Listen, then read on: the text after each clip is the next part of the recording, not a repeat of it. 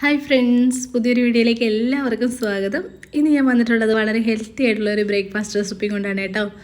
നമുക്കൊക്കെ ഇടിയപ്പം ഇഷ്ടമാണല്ലോ. വളരെ എളുപ്പത്തിൽ ഉണ്ടാക്കാൻ പറ്റുന്ന, പച്ചവെള്ളത്തിൽ റെഡിയാക്കാൻ പറ്റുന്ന ഒരു ഇടിയപ്പത്തിൻ്റെ വീഡിയോ ആണ് ഇന്നത്തെ വീഡിയോ. സിമ്പിളായിട്ട് ഉണ്ടാക്കിയെടുക്കാൻ പറ്റും. നല്ല സോഫ്റ്റ് ഇടിയപ്പമാണ്. എല്ലാവരും ട്രൈ ചെയ്ത് നോക്കുക. വീഡിയോ ഇഷ്ടമായിട്ടുണ്ടെങ്കിൽ ലൈക്ക് ചെയ്യാനും ചാനലൊന്ന് സബ്സ്ക്രൈബ് ചെയ്യാനും കമൻറ്റ് ചെയ്യാനും ഒന്നും മറക്കരുത് കേട്ടോ. പിന്നെ നിങ്ങൾക്ക് ഇഷ്ടപ്പെടുവാണെങ്കിൽ ഷെയർ ചെയ്ത് മറ്റുള്ളവരിലേക്ക് എത്തിക്കാനും മറക്കരുത്. അപ്പോൾ നമുക്ക് റെഡിയാക്കി തുടങ്ങിയാലോ. അതിന് വേണ്ടിയിട്ട് ഞാനിവിടെ എടുത്തിരിക്കുന്നത് പൊൻകതിറിൻ്റെ ഇടിയപ്പപ്പൊടിയാണേ. അപ്പോൾ ഇത് പച്ചവെള്ളത്തിൽ ഉണ്ടാക്കാൻ പറ്റുന്നൊരു ഇടിയപ്പപ്പൊടിയാണ്. ഇപ്പം നമുക്കിതുപോലത്തെ ഇടിയപ്പപ്പൊടികളൊക്കെ വാങ്ങിക്കാനായിട്ട് കിട്ടും. സിമ്പിളാണ് കേട്ടോ. ഇടിയപ്പം എന്ന് പറയുന്നത് ഇപ്പോൾ ഒരു ടാസ്കേ അല്ലാത്ത രീതിയിലാണ് വന്നിരിക്കുന്നത്. പൊൻകതിർ, മേജർ എന്നൊക്കെ പറഞ്ഞിട്ടുള്ള ബ്രാൻഡിൻ്റെയൊക്കെ വാങ്ങിക്കാനായിട്ട് കിട്ടുന്നുണ്ട്. അപ്പം ഞാനിവിടെ എടുത്തിരിക്കുന്നത് പൊൻകതിറിൻ്റെയാണ്. അവരുടെ തന്നെ പുട്ടുപൊടിയും ഉണ്ട് കേട്ടോ. അത് നല്ലതാണ്. നല്ല സോഫ്റ്റ് പുട്ട് നമുക്ക് കിട്ടും.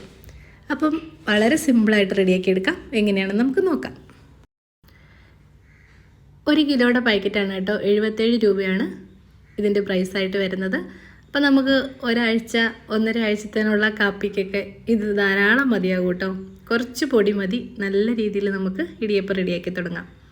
അപ്പം ഞാനിവിടെ എടുത്തിരിക്കുന്നത് ഒരു ബൗൾ എടുത്തിട്ടുണ്ട്. ഇനി നമുക്ക് അതിനകത്തേക്ക് കുറച്ച് വെള്ളം ഒഴിച്ചു കൊടുക്കാവേ.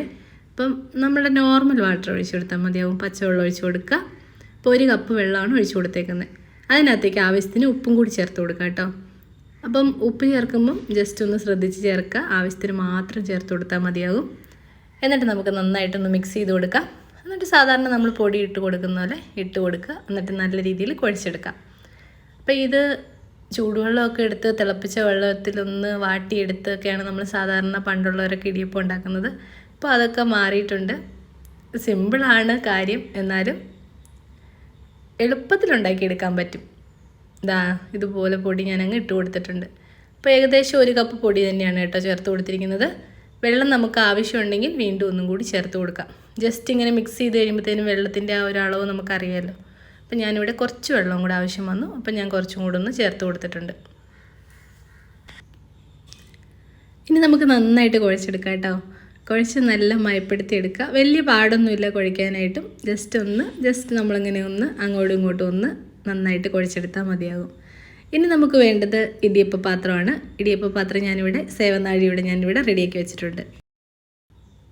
നമുക്കിനി അതിനകത്തേക്ക് കുറച്ചൊന്ന് ഓയിലൊന്ന് അപ്ലൈ ചെയ്ത് കൊടുക്കാം കേട്ടോ. നമ്മുടെ മാവൊക്കെ അതിൽ ഒട്ടിപ്പിടിക്കാതിരിക്കാനും പിന്നെ നമുക്ക് വേഗം തന്നെ അതൊന്ന് പ്രസ് ചെയ്യുമ്പോൾ തന്നെ നമുക്കത് ഇടിയപ്പം നല്ല നൂല് പോലെ കിട്ടാനും ഈ ഒരു എണ്ണ തടവുന്നത് നമ്മളെ സഹായിക്കും.